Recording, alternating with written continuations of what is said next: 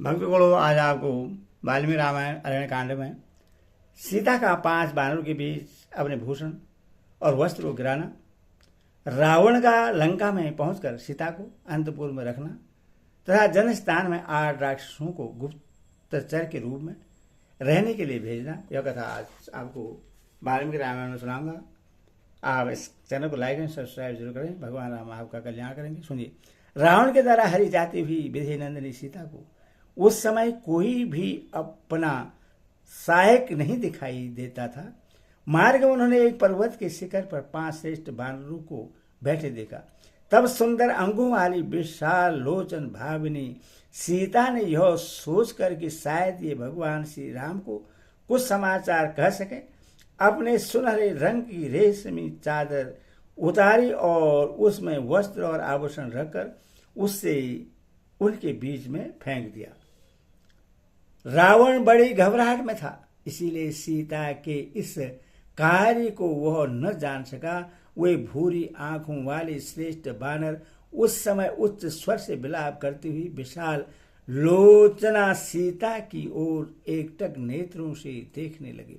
राक्षस रावण पंपा सरोवर को लाकर रोती हुई मिथिली सीता को साथ लिए लंकापुरी की ओर चल दिया। निशाचर रावण बड़े हर्ष में भरकर सीता के रूप में अपनी मौत को ही हर कर लिए जा रहा था। उसने विदेही के रूप में तीखी धार वाली महाविषैली नागिनी को ही अपनी गोद में उठा रखा था। वह धनुष से छूटे हुए बाण की तरह तीव्र गति से चलकर आकाश मार्ग से अनेकानेक वनों, नदियों, पर्वतों और सरोवरों को तुरंत लाग गया।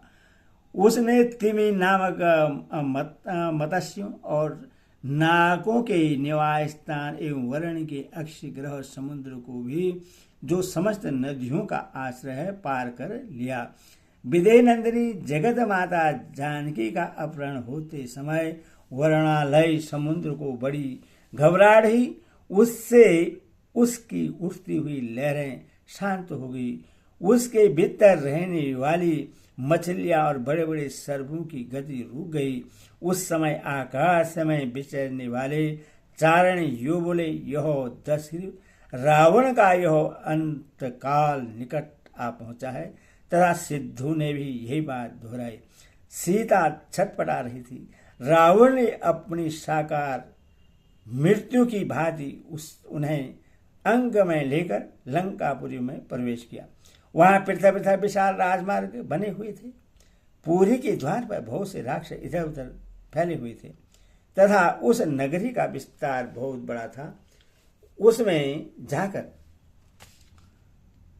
कजरारे नेत्र प्रांत वाली सीता शोक और मोह में डूबी हुई थी। रावण ने उन्हें अंतपुर में रख दिया, मानो माया सुर ने मूर्तिमती आसुरी माया को वहां स्थापित कर दिया हो। इसके बाद दशग्रीव ने भयंकर आकार वाली पिशाचिनी को बुलाकर कहा, तुम सब सावधानी के साथ सीता की रक्षा करो। कोई भी स्त्री या पुरुष मेरी आज्ञा के बिना सीता को देखने या इनसे मिलने न पाए।